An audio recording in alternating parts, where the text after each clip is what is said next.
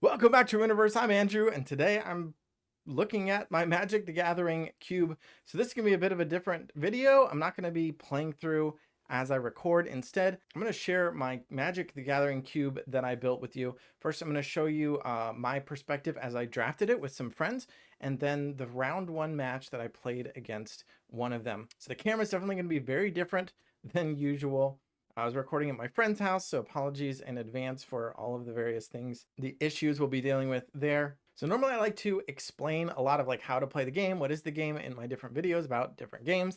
But in this case, I'm going to assume you know what Magic the Gathering is and how to play and also how to draft. But in case you don't know what a cube is, it's basically when somebody puts together their own set of Magic cards that can be drafted, rather than being in pre-sealed official booster packs, they are kind of repacked just randomly. You don't actually need any packaging, and you just put 15 cards together and give them to people as though they were a pack, and then they can draft. So this is the cube that I put together, the cards that I chose, and I'll talk about like what are the archetypes and what are the distinctions to my cube, because I did a lot of things differently. As we get started, I have the recording of the draft in front of me. I'm also going to edit it into the camera so you can see what I'm seeing, and let's just talk through what's going on here. So this is just my perspective. And first thing I see is Nylea. So that's in a sparkly sleeve. So the first thing I would say did differently for this cube is I use rarity. So every card has an inner sleeve in addition to the outer sleeve. So the outer sleeves are all the same, so you can't tell the cards apart once they're in a shuffled deck and whatnot.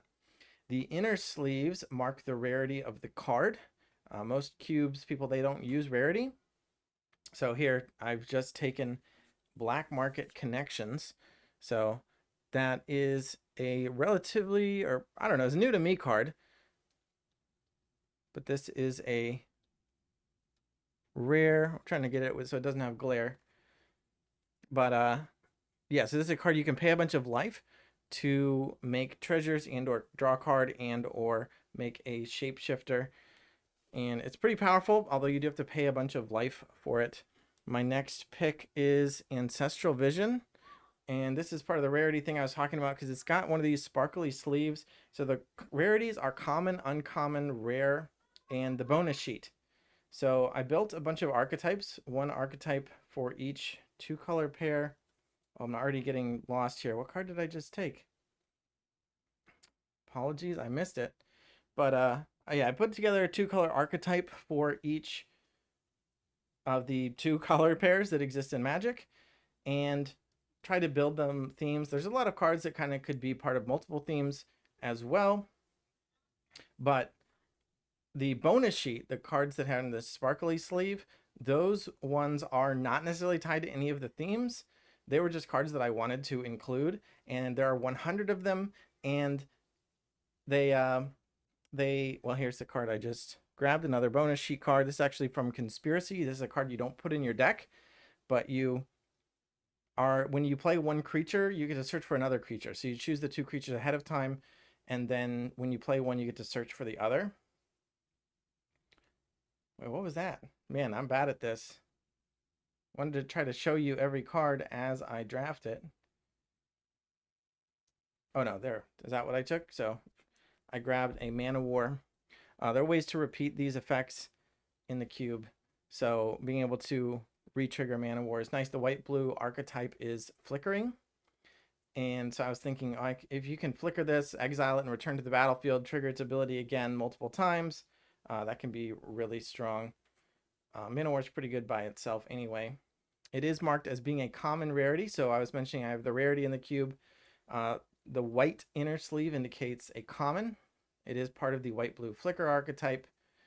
The bonus sheet cards being sparkly don't have to fit into any archetypes, but there's only 1 per pack. But there are 8 commons per pack.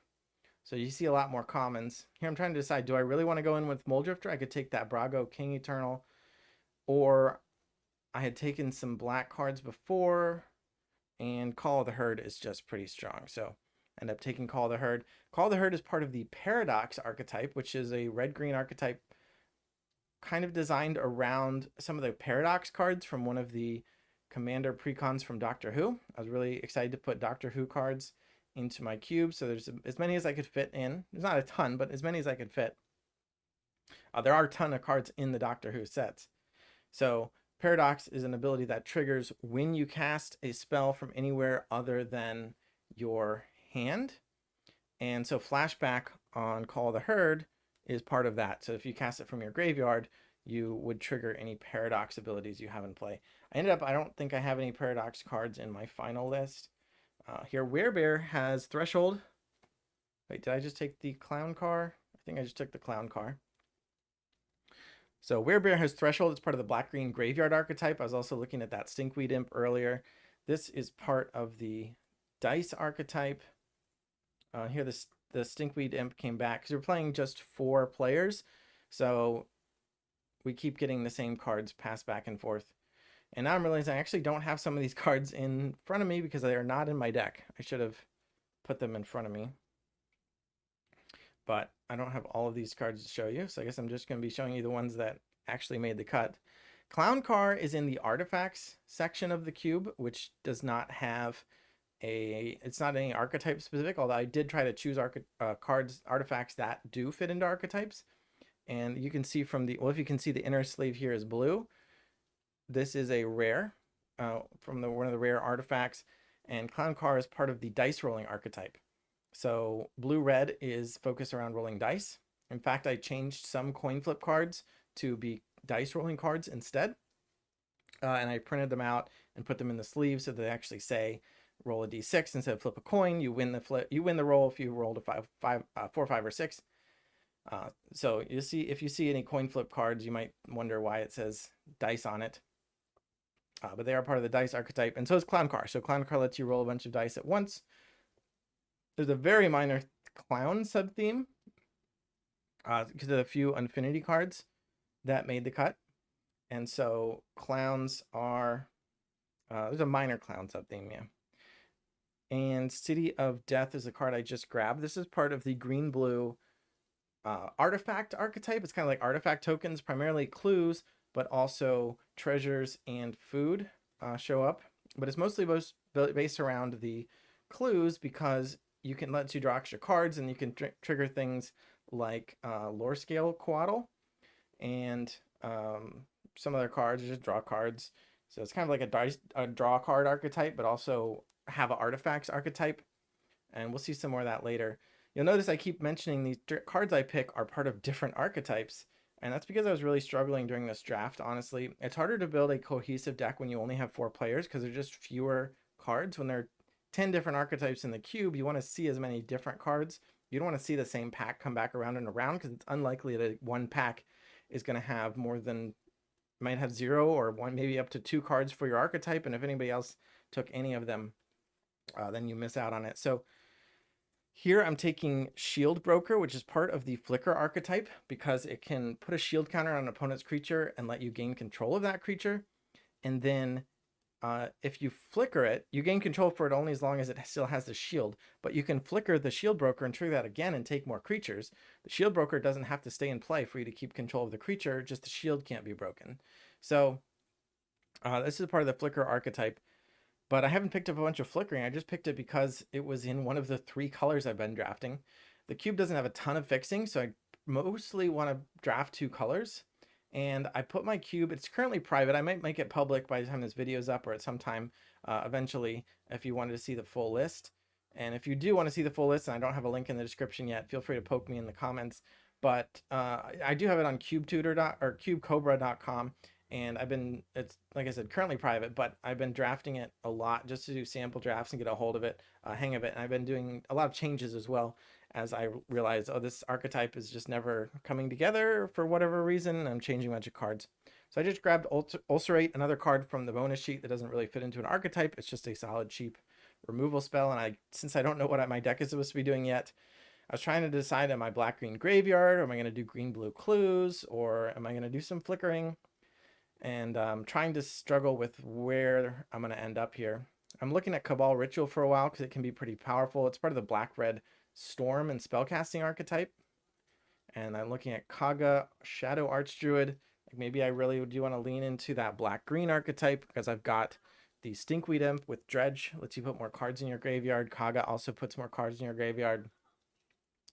That Osgood is from the Doctor Who set. That's actually a printout of a token, which is awkward because I have her, that printout was meant to be an extra token, but when I went to my friend's house and realized I actually don't have, I didn't have it with me and I hadn't brought it. So I hadn't swapped it out yet. So I just had to use the printout of the token as the card. I ended up not running it. So, but it's a 4-mana 2/2 that makes another 2/2, basically a copy of itself that's non-legendary when you cast it. And each of them has the ability to tap for a colorless mana that can be used for artifacts. And they have the paradox trigger. So when you cast something not from your hand, you get a clue. And since there are 2 of them, you'd get 2 clues. Unfortunately, it's kind of bridging 2 archetypes because it's kind of like the green-blue clues archetype, but also the red-green paradox archetype. So you kind of have to be playing all 3 of those colors to really make odds good. And again, I missed what I just took. So I guess at the end of the draft, I will have a stack of cards here in front of me that I hadn't shown you yet. Although, like I said, if a card didn't make my deck, it's not in front of me. Rise and Shine is the one I just took after that, though. This can turn all of your artifacts into 4/4 creatures. So if you do build up a bunch of clues or treasures, you can surprise your opponent by attacking with them all as 4/4s. Sakashima's Student is part of the blue-black ninja archetype. It's a clone, though. So it's 4 mana, becomes a copy of a creature. I just picked Sisterhood of the Karn, or something. That's also from Doctor Who with Paradox, part of the red-green Paradox. It's 1 and a green for a 1/1 that, or a 0/0 with a 1/1 counter. And whenever you cast a spell from anywhere other than your hand, you double the number of +1/+1 counters on them. So that's part of the Paradox archetype. You can double up your counters. I grabbed a 1 mana artifact Changeling just because in case I pick up some tribal synergies later, I would have that option. Not a lot of great picks. And also, if I'm doing artifacts, having another artifact around might be okay. Although the artifact creatures don't work with Rise and Shine because it only animates non-creature artifacts. So you can pay 1 and a blue to make 1 non-creature artifact into a 4/4, or you can overload it for 6 to make all of your non-creature artifacts into 4/4s. So I think it looks like we're going into pack 3 here. I put that card. That's a playtest card. They're called playtest cards, but they're actually physical printed cards. They look like printouts on top of a Magic card, but they're printed to look that way.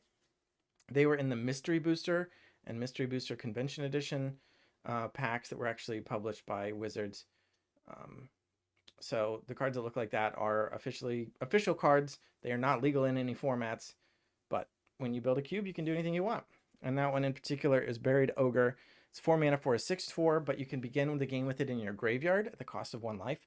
And it can work with the graveyard because you just start with a creature in your graveyard, which is nice. It's worth reanimating. Just bring out a 6/4.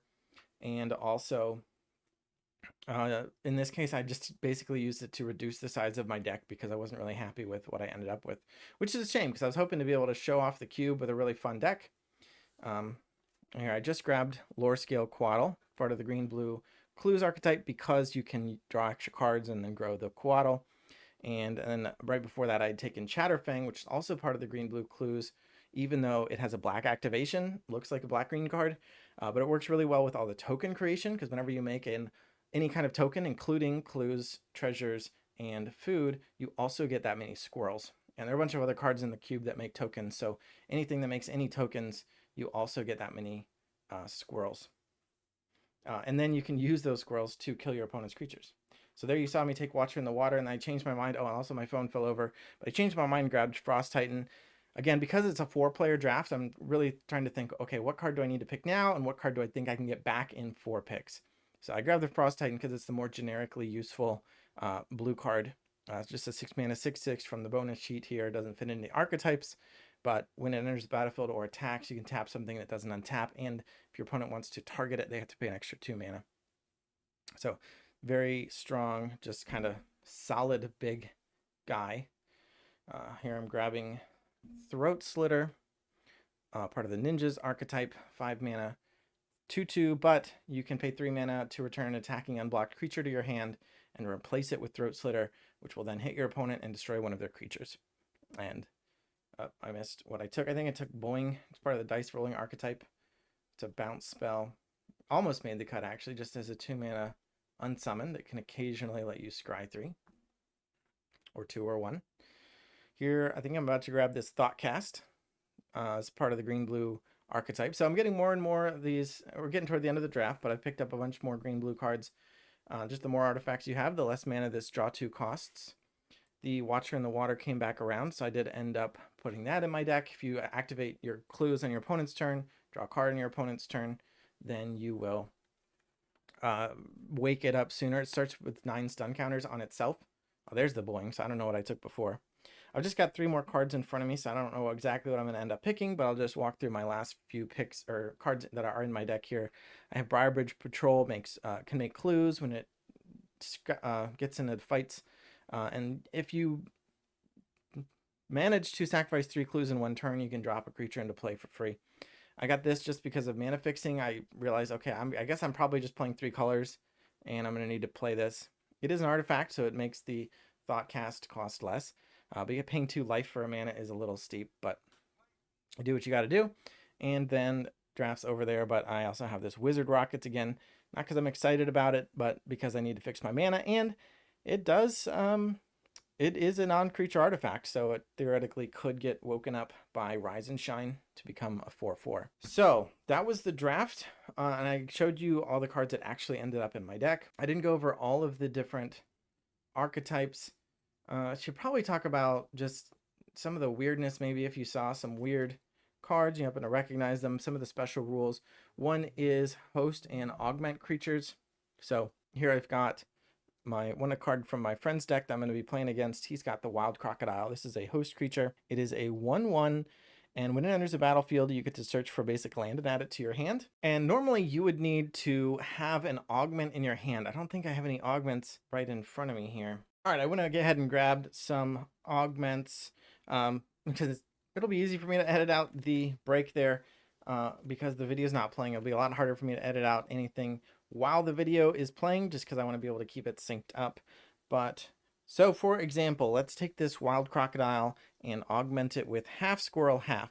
So normally you would need to have a half squirrel half card in your hand in order to be able to then pay the augment cost and attach it to a host creature you control. And its ability when it enters the battlefield, search for land, becomes when a non-token creature enters the battlefield, search for a land. And its 1/1 power and toughness becomes a 0/1, -1/-0 from the half squirrel half. So half squirrel half crocodile is now a 0/1. Whenever a creature enters the battlefield, you get a land. So those are host and augment. The change for the cube is that I have built a small a deck of augments, and whenever a host enters the battlefield under your control, not only do you do its trigger, but you get to draw 2 or look at 2 cards from the top of the augment deck and choose the one you want to add to your hand. And you can repeat that as many times as a host creature enters the battlefield, including if you flicker it, for example, you can get more and more augments into your hand. They probably won't be that useful because you can only have one attached to a time. Here's the multi-headed crocodile with a different trigger for searching for a land. And we'll see that come up, spoilers ahead. Like I said, this is part of my friend's deck here. Another thing that I changed is basically the same concept, but for attractions. So part of the blue-red dice rolling archetype that I mentioned are attractions from Unfinity, because when you have an attraction play at the start of your main phase, you roll a d6. So any cards that trigger off rolling dice will trigger because you have 1 or more attractions. So these are artifacts. You normally have to draft them, or in a constructed format, you need to have brought your own deck of attractions. In this case, instead, you do not have to draft them. You don't have to bring your own deck. I built the attraction deck of about 20 attractions. And when you need to open one, you look at 2, you choose the one you want to open, and you put that one in front of you. So again, you don't have to draft them like you normally would in an Unfinity draft. So the way this would work, it is an artifact. Once it's in play, it is an artifact. And if it leaves play, it goes to a different discard pile. It does not go to your discard pile normally. And actually, if it would leave play for any reason, I believe. And they have abilities when you visit them. So like I mentioned, you would roll a die at the start of your main phase. If you roll a 2 or a 6, in this case, that would trigger a visit, and you would make a 1/1 clown robot artifact creature token. So that's just an example. You only roll 1 die regardless of how many attractions you have, and it will trigger 1 or more of your attractions. So for example, all the attractions trigger on 6, none of them trigger on 1, and then 2 through 4 is kind of like a hit or miss between different attractions. The last thing is that we are playing Plane Chase, but we always start on this plane, which is one I made up called the Fragile Calm, and it says rolling the planar die costs an extra 5 mana. And when you planeswalk away from here, you may have each player gain 10 life. And when chaos ensues, planeswalk, and then chaos ensues. So we are playing plane chase, but normally you can roll a plane or die for free on your turn once. Second time you roll is 1 mana. Second or third time you roll is 2 mana, and so on. Fragile Calm adds 5 to those costs. So if you want to actually make anything happen from plane chase, you're going to have to pay 5 mana. But if you're losing and you have nothing else to do, you may go ahead and do that because there's a chance something crazy could happen, and there's a chance you would gain that 10 life. There are a few cards in the cube that force a planeswalk or force chaos to happen, in which case that would trigger the Fragile Calm. And then I have all the planes in Phenomenon in this small format. I printed them out as small cards, normal size cards rather than the oversized cards, just so they fit in the box and more manageable that way. And also, just like augments and attractions, when you planeswalk, you get to look at 2 and choose the one you want to go to. So we're doing plane chase, but I think it didn't come up in any of the games that we played last night. So not only the ones on video, but my other couple friends played off camera, and I don't think they had it happen either, which is kind of how I intended it. I didn't really want it to happen unless you're really trying for it or you specifically put the cards in your deck to make it happen. So those are the 3 main bullet points before we get into the gameplay. So let's get started. This is going to be playing at double speed. So hopefully I can keep up, but I figured probably didn't want to watch an hour and 20 minutes. 40 minutes is better. Plus there's a lot of time where we just spend thinking. So it'd be pretty boring. Shuffling it up. My friend, he always likes to play. So there's the plane. We just set it up just so we always have it there for reference. He's mentioned that he loves plane chase and that he's going to plane chase he's going to do it as soon as possible. And here I'm putting out my Buried Ogre starting in my graveyard. So I'm going to be at 19 life instead of 20. So we got that going. Yeah, he always likes to play 5 colors. Like that's his favorite thing to do. Even he drafts on Arena a lot, which I don't do. So he's definitely the person out of the 4 of us who plays Magic the most. And his favorite thing to do, he doesn't always do it because he likes to win also, but he really loves drafting 5 color. And so playing a new cube, I'm sure that was the first thing he gravitated toward, is taking all the fixing, the color fixing, to try to play 5 colors instead of 2. Cube is not designed for that. There is some fixing. In fact, there are 8 copies of a common in the deck. There's actually a coupon that you can turn in for 3 tapped dual lands of your choice, the colors of your choice. The dual lands are from the, I think, Dominaria United cycle. I think that's what said it was, where they ended up play tap, but they have the 2 basic land types. So I think he's got a bunch of those, like 2 of the coupon. He drafted 2 of the coupons, so he has 6 of those to help him fix his 5 colors, because I just assumed that he would be doing that. I do like to pick fixing as well. Cards like Rift Sower and Search for Tomorrow are in the cube, part of the red-green Paradox archetype, because when they come off Suspend, they'll trigger Paradox. I just assumed I wouldn't be able to see those, or there'd be high picks for him. And I already showed you the Wild Crocodile from his deck. Now that card I put off on the right there, that is face down. My opponent doesn't know what it is yet, but it is the Summoner's Bond. That's going to let me... I chose 2 cards. That half a card sticking out the top of the sleeve is because on the other side it's just a scrap piece of paper I used to write the 2 card names on. So when I cast one of those 2 card names I've written down, I will reveal that to him and search for the other to add it to my hand. Unfortunately, his side is kind of glared, but I'm pretty sure the card that he just cast was Seasoned Buttoneer. So I cast my Werebear, which is a 2 mana 1/1 that makes a green mana. If I get 7 cards in my graveyard, it will get +3/+3. And I keep joking with him that I've got 1 7/7 of the way toward threshold because of my Buried Ogre. But Seasoned Buttoneer is going to let him open an attraction, so he's just picked up 2. And if I recall correctly, that is going to be a Clown Extruder, the one we just looked at as my example. He's going to be able to potentially start making clowns once he does choose that. And yeah, the Seasoned Buttoneer is part of the blue-red dice rolling archetype, but it can also work with the Flicker archetype because it is an enters the battlefield ability. So if you flicker the Seasoned Buttoneer, that is to say you exile and return to the battlefield, you will be able to make another attraction. And if you keep doing that, you get more and more. So yeah, there's a lot of glare on his side. I did notice it during the recording, but there wasn't much we could do. If we turned the overhead light off, there just wouldn't have been light. We wouldn't have been able to see. So hopefully I'll be able to recall what he's playing and call them out. and show you all the cards. But yeah, right now it's just lands that he's got up there, other than that Seasoned Buccaneer and the Clown Extruder. So now it's me deliberating. I guess I've got nothing, or maybe some kind of instant. I don't know. So he's got to roll to visit his attraction. And is that a 6? Yeah, so there's his clown token. It's just a 1/1 artifact clown robot. Oh, and I did forget to mention that right there I just put on his side of the table is a luck tracker. So luck was something I was trying to do to make the blue-red dice archetype a little bit better because I felt like it was not working. So I think he just cast something for 4, and I don't know, but my memory is telling me that it is a Surgeon General Commander. Another form of fixing, tap for any color, but when you augment, enchant, or mutate, you get to draw a card.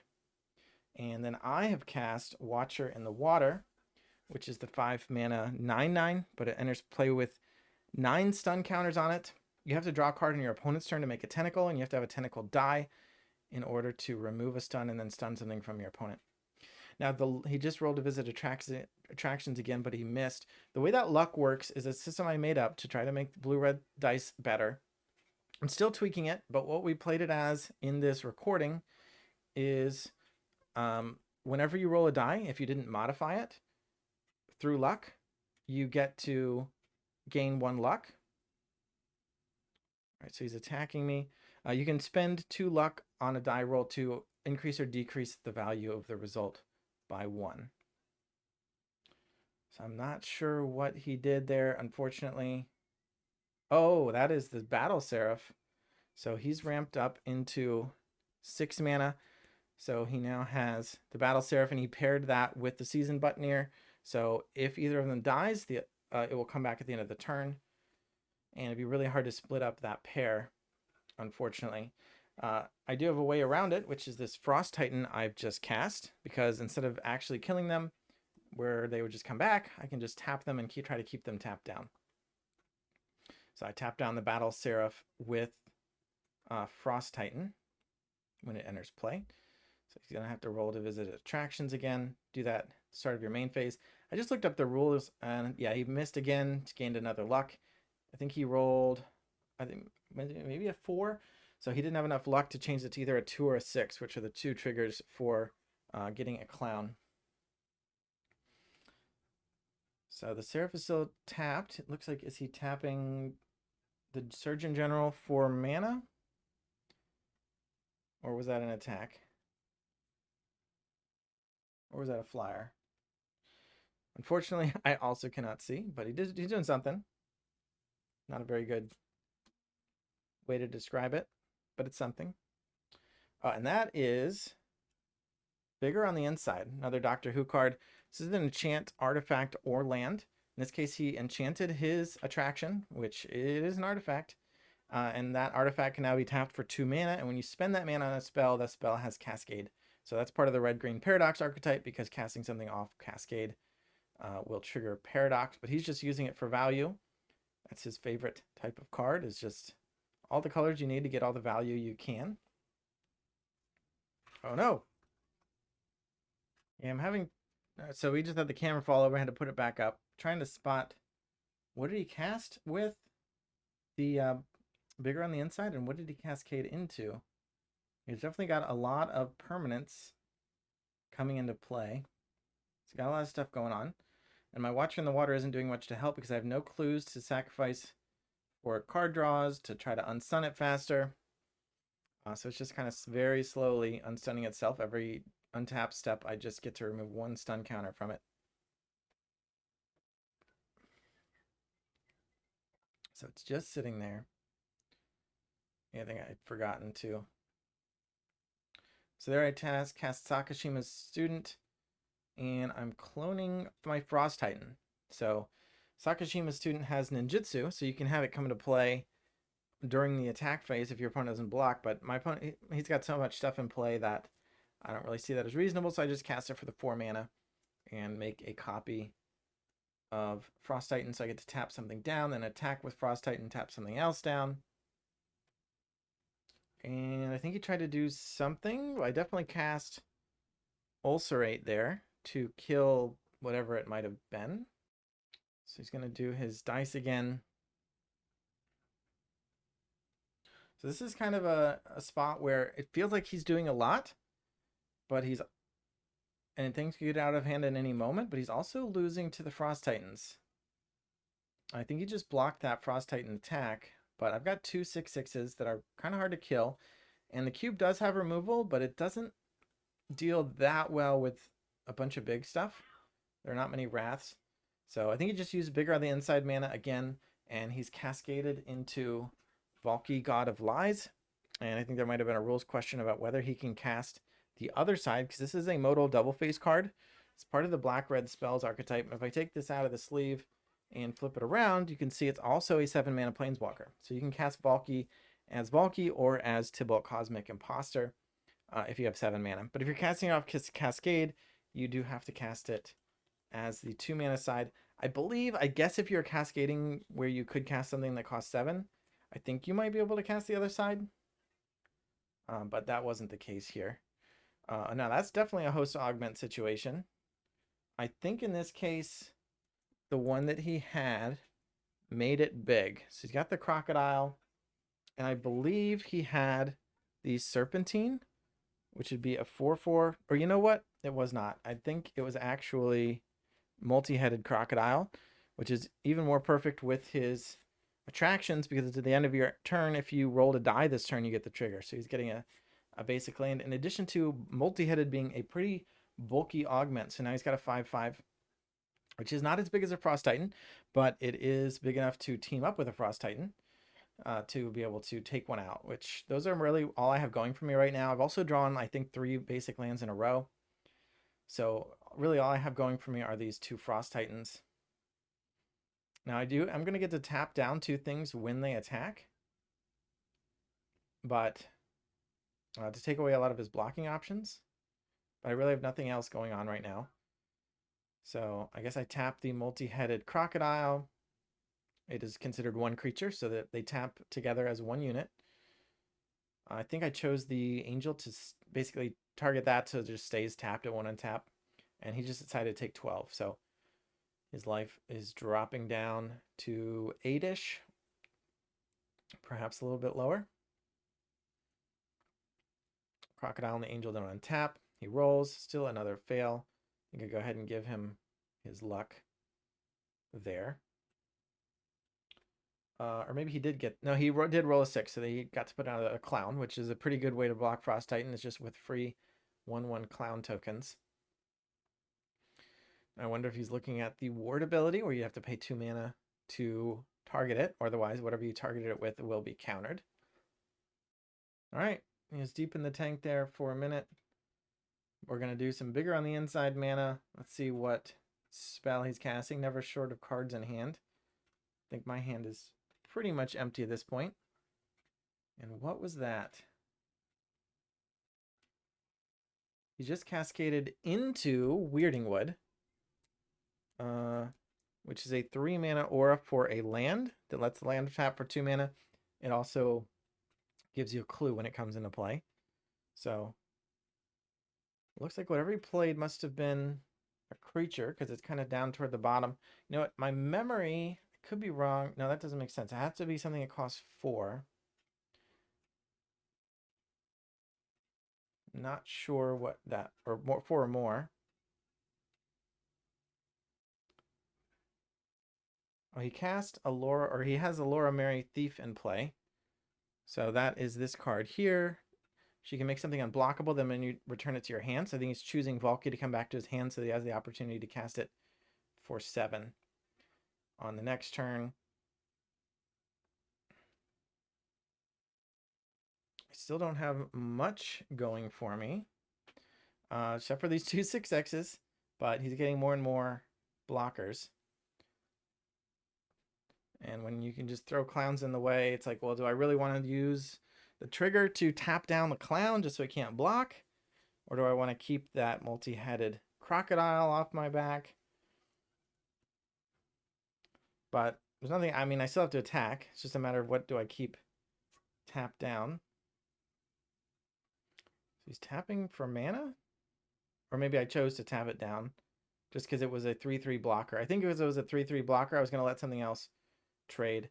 And here he's cast the adventure side on Pegasus Guardian, the rescue the foal will flicker something. I think he flickered the seasoned Buttoneer, so it exiles it, comes back into play, which lets him get another attraction. And then he's going to block a Frost Titan, so it'll die. And because it's going to be repaired with Breathkeeper Seraph, it's going to come back at the end of the turn. He's going to get a third attraction. So that Pegasus was really powerful, that adventure there. Adventures, most of the adventure cards are not part of the red-green paradox archetype, but they also work with it because when you cast an adventure, it sends the card into exile, and then when you cast the creature side or the main side later, you're casting it from exile. So that can trigger paradox. So you did that. I can't tell what his new attraction is. I think it's this one here, Storybook Ride, where you get to exile cards and get extra cards you can cast this turn. But now he's going to get his end of turn attraction. I think I drew...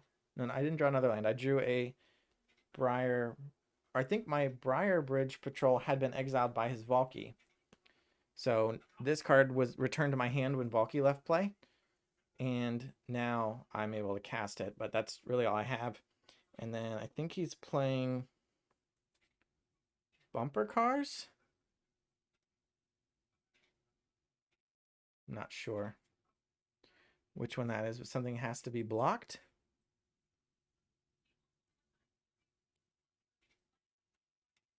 Another clown. And then I think he rolled a 6, so he's going to be triggering all of his 3 of his attractions, which means Storybook Ride is going to let him exile 3 cards that he can play this turn. And I forget when exactly he plays it, but I remember that he's going to be casting, or has already cast, Faldorn Dreadwolf Herald, another Paradox card that doesn't actually say Paradox. She also triggers just when you play a land from exile. She doesn't work if you play things like from your graveyard, like, for example, the Paradox cards do. They trigger when you cast anything from anywhere other than your hand. Faldorn specifically works from exile, but she also works with lands.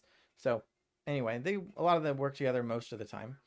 And so all the 3 of the cards he exiled with that Storybook Ride, he's going to potentially be able to play and get wolf tokens. So I'm going to be tossing wolves down at him. Yeah, those are wolves I'm throwing at him because I think he just cast Bituminous Blast. And I'm pretty sure he cascaded into Bloodbraid Elf. And then the Bloodbraid Elf, I think, cascaded into Buried Treasure. So cascade. Like, he's just going to be getting tons of wolves, and his board is going to be completely clogged up. He's really getting those paradox / non-paradox triggers from Faldorn. And now he's going to go ahead and attack with his multi-headed crocodile and his angel and a few other things. That's going to do a ton of damage to me. And now my Frost Titans aren't really going to cut it unless I get something pretty exciting off the top. Because his board is just completely clogged up here with tons and tons of nonsense, which is great. So even though he didn't really build to an archetype, strictly speaking, and my deck kind of got cobbled together, it's nice to see at least some of these synergies firing off and some of the fun stuff that I really want to happen. It's fun to see his Seasoned Buttoneer get to trigger 3 times, the attractions doing relevant things, even getting an attraction that interacted with the Paradox archetype in Faldorn. Bituminous Blast is technically a part of the black-red Storm archetype because Cascade is another way to cast multiple spells per turn. But obviously they all work together. If you're able to build like a Jund Spells deck, then you can get a lot of those Storm synergies and Paradox synergies going all together at the same time. I think I had forgotten what Allura Merry Thief did, so I was unclear when I think he ended his turn. He went to return something to his hand, and I wasn't sure what was going on, but now, yeah, I also still now don't know what's going on. I just know there's a lot of it, and I know this game's going to be ending soon one way or the other, so if I draw something crazy, I think his life total is not super high, but after his turn just now, my life is also not super high.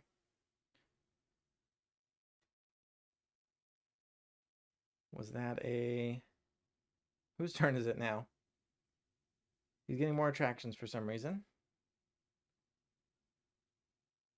It must still be his turn. Did he return the Buttoneer somehow?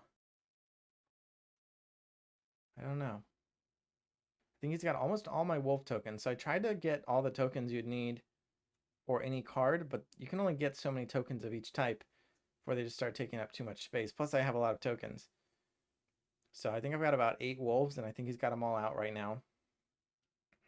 And now he's just cast Missy, which is funny. So at the end of his turn, I have to choose whether all of his artifact creatures deal 1 damage to me.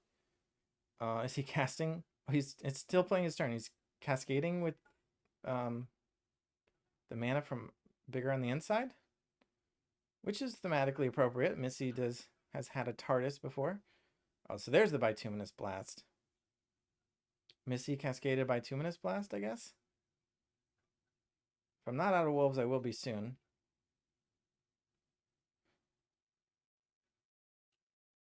And I think that's Brago King Eternal. Or it might be Sally Sparrow. One of these 2 cards he's got in his deck. But yeah, Missy will make me choose between having all of his artifact creatures deal 1 damage to me, or he gets to draw a card and Chaos Ensues. So again, because of the plane we're playing on, Chaos Ensuing would cause us to planeswalk. And the plane could be kind of weird. So here I think I was able to, when he attacked, I blocked with my Briarbridge Patrol, which meant it dealt damage, which meant I made a clue. So now at the end of his turn, I sacked my clue to draw an extra card, which gave me a tentacle. But not until the tentacle dies would I actually get to remove an extra stun from the Watcher in the Water. So I've still got that. My top deck for here to save myself at the end of the game was Ancestral Vision, which is a great card. When you suspend it on turn 1, you pay 1 mana and then you suspend it for 4 turns. You draw 3 cards. Not useful when you're about to die. I went ahead and paid 5 to roll the planar die, and I failed. So I'm going to pass it back to him. I did cast the Mere Convert, I guess, which is the 2 mana 2/1 that can make mana. I should have, and here I just told him, just go ahead and turn your card sideways. I'm pretty dead here, so this game is over.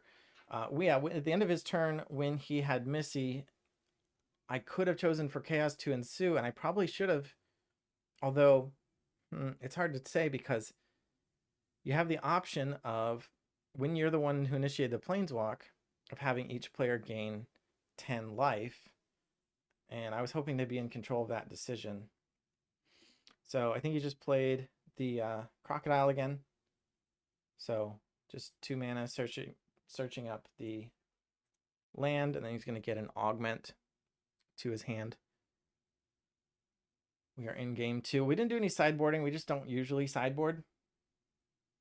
We're not big sideboarders. Personally, I don't like sideboards at all as a concept. I think you should build the best deck you can and try to face the field with it.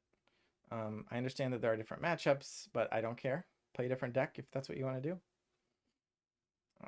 But anyway, that's how Magic works. They have sideboards, and I would use a sideboard more just like, oh, if my deck wasn't working out. For example, honestly, the Watcher in the Water in that first game did not have a good showing. My deck doesn't make enough clues to justify a 5-mana card that doesn't do anything. Chatterfang is the card I've brought out now. Very powerful when you are able to make a bunch of tokens. He went ahead and made a half squirrel. So now whenever a non-token creature enters the battlefield under his control, he's going to be able to search for another land.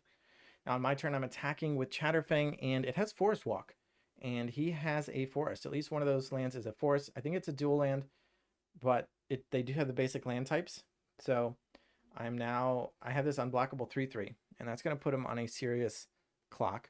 I played the Mere Convert, and then he played something for 4. If I recall correctly, I believe he played Sally Sparrow. And then I played, oh, that's my Shield Broker. So I played Shield Broker, and no, he did not play Sally. He played the Squirrel. So I've just stolen the Squirrel from him by putting a shield on it with the Shield Broker, which took him off his 4-mana card. And now I have an extra accelerator.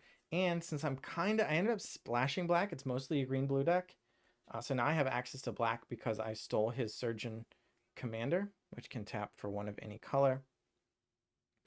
So he's going to be trying to figure out how he can deal damage. Oh, so now he augmented. I think he'd add the augment to his hand, but he didn't play it yet. So he augmented it and then played a creature. And maybe now it was Sally Sparrow. Wish I could see better. I'm just going off memory kind of at this point. So I'm not 100% sure on what his 4-drop there was, but because a non-token creature entered, that triggered the half squirrel, half crocodile. Search for a land again, which is really nice. Really good value. I think the host's augments are pretty powerful in this cube because you get the free augment, and you can cast them or augment them with mana of any color, because otherwise they just kind of wouldn't work. Here, I wanted to say, oh no, I played, yeah, here I've played Black Market Connections. So this is 3 mana enchantment. Beginning by upkeep, I can pay 1 life to get a treasure, or 2 life to get a card, or 3 life to get a 3/2 shapeshifter with changeling, or I can do 2 or 3 of those options. What you cannot do is 0 of those options. So once it's in play, you're committed to losing at least 1 life per turn to get a treasure. I also played the Werebear, and I also started with the Buried Ogre in my graveyard again. So I've got 1 toward Threshold already, and I'm pretty sure you just picked that up. It definitely looks like that was Sally. Here, I think that is suspending Search for Tomorrow. So it costs 1 to suspend, spends for 2 turns, and when it resolves, you get to search for another land and put it into play, triggering your paradox along the way. It's also a good way to do Storm, because when you cast a spell for free at the beginning of your turn, that's already a spell cast you didn't have to spend any mana on. But I guess he doesn't have much else going for him, because now he's got 5 lands untapped. Oh no, because he's got Sally, all his cards have flash. So I went ahead and paid 6 life with the Black Market Connection. So I got a treasure, an extra card, and a 3/2 changeling shapeshifter. And because I made 2 tokens, the treasure and the shapeshifter, Chatterfang makes 2 squirrels. So Chatterfang doing some work there. And I can pay a black mana to sacrifice any number of squirrels to give a creature -X/-X. So that bottom ability there is pretty relevant here. Shapeshifters, the shapeshifter with changeling token there also being a squirrel. Don't really want to sacrifice a 3/2, but I do technically have 3 squirrels right now because of that. So I attack with my Forest Walk creature, and I think he forgets that it's unblockable because he's flashing in a creature to block, but he can't block. But it is a Mole Drifter, so it's still pretty good. And not only does he get to draw 2 cards, but he gets to search for another land with half squirrel, half crocodile. He chose to search first, which you can do, stack the triggers in either order, which is smart because then you're less likely that you draw a land off the draw 2 cards. And here I cast my Watcher in the Water again. It's going to have 9 stun counters on it. I need to draw cards on my opponent's turn, and Black Market Connections unfortunately does not make clues. It can draw me extra cards, but not on my opponent's turn, so that is not going to help me get those stuns off the Watcher in the Water. Another land. The Black Market Connections is part of the white-black archetype, which is the life manipulation archetype. So here he plays bigger on the inside on his forest, so he's going to be, I think it looks like he's getting 3 mana. He's trying to figure out how did he want to tap and which land did he want to enchant. But okay, so he's casting Faldorn again. Unfortunately, she will not be in play during the resolution of the cascade that is provided by bigger on the inside. So she doesn't make a wolf. I think he just got the buried treasure from that. So yeah, the white cards in the white-black archetype tend to gain you a bunch of life, and the black cards in the archetype tend to cost you a bunch of life. So again, you don't have to build 2 an archetype specifically, but if you were playing white-black, you would likely be raising and lowering your life total in order to gain powerful effects. Like use big creatures with lifelink to gain a bunch of life, and then spend it on powerful abilities. So he's going to get in for 2 while he can. I've spent a bunch of life on my Black Market Connections. I sacrifice a squirrel to kill the host augment creature that he's got going on. He gets a clue for some reason. What was his clue from? Oh, that is from Sally Sparrow. Sally says whenever you have a creature leave play, you get a clue token. So not only does she give flash, but she has that ability. I think I just made a treasure this turn so that I could get also a squirrel. No, I also made a shapeshifter, it looks like. I'm casting Thoughtcast for cheap. It's draw 2 with affinity for artifacts. So instead of costing 5, it costs like 1.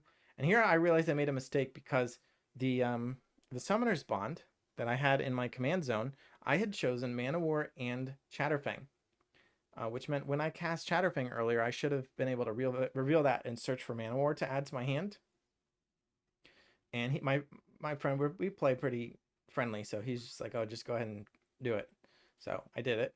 So I just went ahead and grabbed the Mana War to add my hand. Then I think I used some squirrels to kill some more of his creatures to clear the way for a bunch of attacks.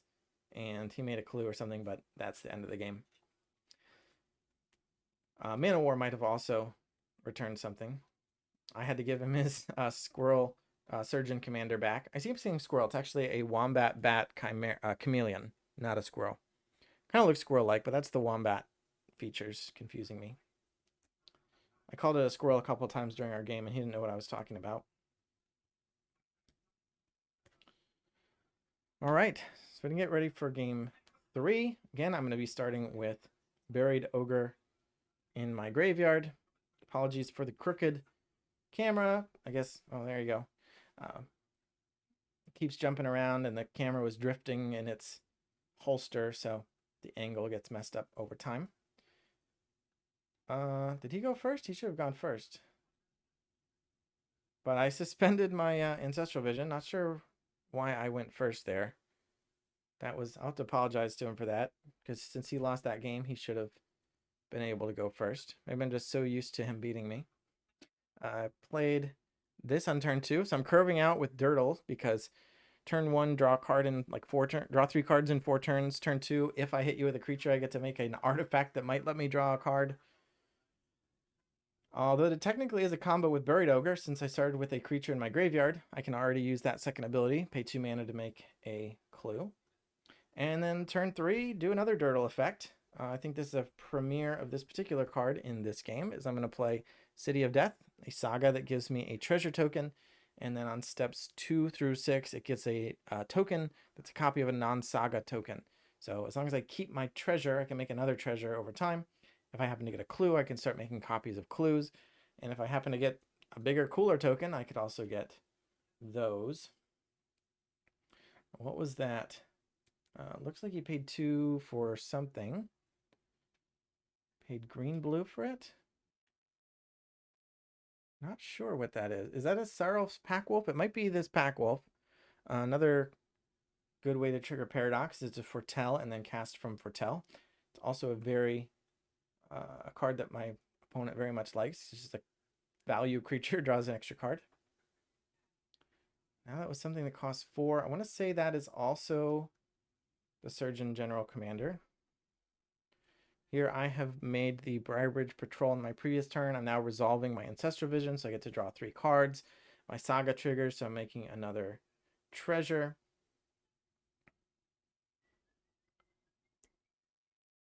Or you know what? This game he might have had actually Brago King Eternal. That might be the one he's got out now. And you know what? Game 1, that was the creature that he kind of did a bunch of stuff that I couldn't tell what was going on.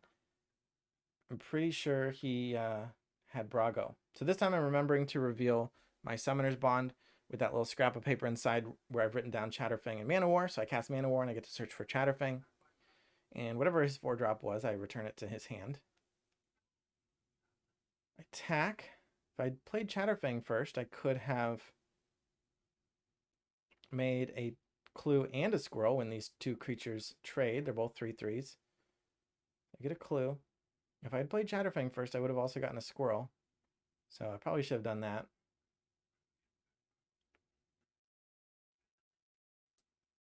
Passed the turn. He went ahead and traded. Yeah, it was a great trade for him because he had a 3/3 that had drawn him a card. I had a 3/3 that's just going to make me a clue. And generally, drawing a card is better than getting an artifact that you have to pay 2 mana to draw a card for. But now that I have a clue, I can use City of Death to make more clues rather than having to make treasures. Treasures are great. Sometimes you probably prefer treasures, but I think clues are better. I got a couple treasures and I got 5 lands. I've been hitting all my land drops, so probably don't need the treasures as much. He just paid a bunch of mana. I don't see anything in play. Did he cast Search for Tomorrow hardcast? And maybe he played something for 3. Did he recast something? What does he have for 3? I'm looking at all the cards in front of me here. It might be the Nadir Crack, and I do believe he played that this game.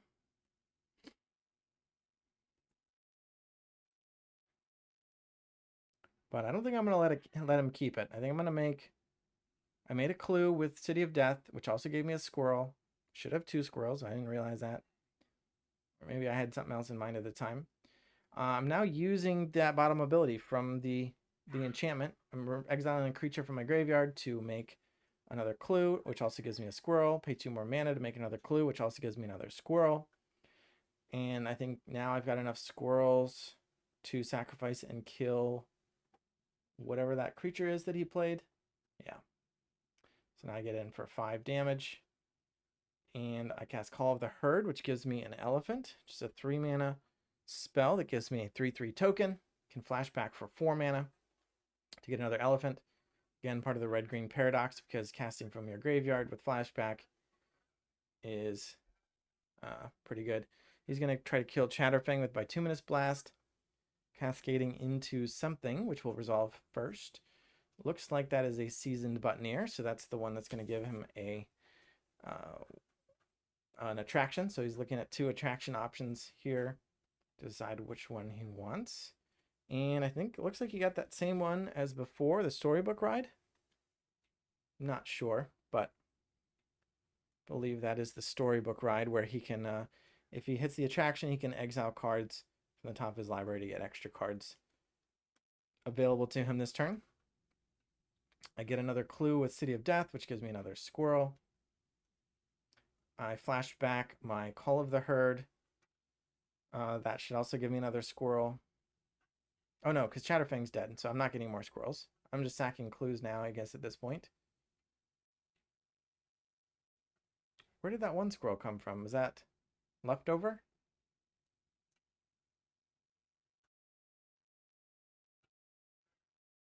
And is that Sakashima's student? Cloning Mana War to bounce his creature again. Yeah, the Mana War had returned its creature.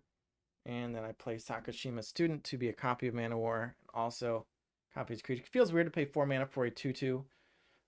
But I'm just trying to play the tempo game at this point and kill him before he can get a lot of his powerful value engines online. He collected a luck because he rolled a die that he didn't modify. I don't think he actually ever got to spend any luck over the course of our match. Originally, I had it so that you could spend luck 1 for 1. So again, if you roll a die and you don't modify it with luck, you get a luck. If you did modify it with luck, you don't get any luck from it, but you can spend luck 1 for 1 to raise or decrease a die roll by 1 at a time. I believe this is Sally this time. So he's keeping the rest of his mana up because now his creatures have flash and I have to worry about what that might be. City of Death hits 6. I get another clue and now it's gone. That was my last token from the City of Death. Could have made an elephant though. And I think actually he points that out. He's, again, very nice because he'll point out suggestions and mistakes for me. I think he recommended, oh, would you rather have an elephant than a clue? In fact, that might have been what happened last time. I don't think I flashed back the Call of the Herd. I think I actually made the elephant with City of Death. But then here somehow I just chose to get a clue again. I think what I'm thinking is I really want to draw Rise and Shine because I'm pretty much winning here. And if I could draw this, I could turn all my clues that I've got off to the side there. I've got like 4 clues. And I have the Wizard Rockets, although I just cast that. But I would love to play this for value at least once and make all my artifacts 4/4s. So that's probably why I made a clue, sacked it. I'm just kind of digging for Rise and Shine. I remind him to roll for his attraction and collect a luck. Not sure if it triggered. I didn't see him take anything off the top of his library. So if it is Storybook Ride, he didn't trigger it, or I missed it. And then my friend off the side, he's looking at my graveyard. My graveyard has 3 cards in it. And he's like, I didn't see any of those cards because I had picked them pretty early. The Ancestral Vision in particular, and Chatterfang. So here he casts Valky. I guess he just wants to have a blocker. So he gets to look at my hand and take the creature. I have Kaga Shadow Archdruid in my hand. So he can pay 4 mana to make Valky into a 1/4 with Kaga's abilities. But he's not going to. So it's just taking out the card out of my hand for now.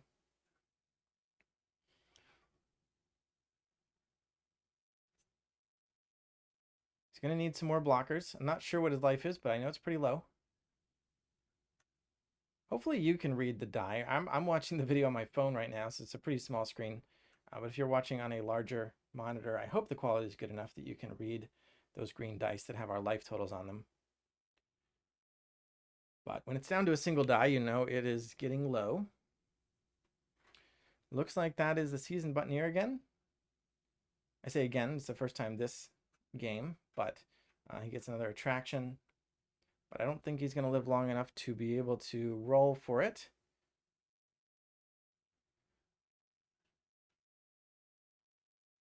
Did he flicker it somehow? I think, does he have Brago out? And I think I just ask him, do you, or here, I'm sacrificing another clue to search for Rise and Shine. I don't find it, so I just attack. I think I asked him, do you have a way to stay alive? Because his life is low enough that 3 blockers is not good enough for my attackers, even though it's not 2 6/6 Frost Titans, but it is, 3 elephants, a squirrel, and 2 mana wars. So there you go. That was our match. We're hoping to record more matches. Again, my other 2 friends who drafted with us played a match off at the same time, but that one wasn't recorded. So I'm hoping to get all 6 pairings on camera. I don't know if that's going to be possible. Pretty limited time to get everybody together and ask them to sit under the camera. Even though we're not using their faces, or you don't have to act or anything, just play the game normally, but that means only 1 match can be recorded at a time. So we'll see. We are planning to record some more soon, or next week, and I'm not sure how many matches we'll get out of that. But if I get 2 or 3 more, I might just call that the end of it. Let me know what you think. If you want to see, we do have Green-White Auras, another deck, and that is the Green-White archetype. So that deck actually probably is the best representation of an archetype from the cube. The way that deck came together, just really as a Green-White Auras deck. Whereas my deck was kind of cobbled together. I did some of the artifact stuff. I tried to do some of the graveyard stuff, and I wasn't happy with my deck. I did end up winning the match, probably in large part. Chatterfang was significant there, and being able to search it up one way or the other with Summoner's Bond was a cute bonus. So my deck was, yeah, like I said, cobbled together, probably mostly artifact based. And then my opponent's deck, he was just kind of playing all the value he could. If I had to pick one, it's probably mostly Paradox, although I think it was only Faldorn that actually triggered from it. But he had a lot of cards that were part of that archetype just because of the value, from things like Seryl's Packmate, Search for Tomorrow, and Bigger on the Inside, Bloodbraid Elf.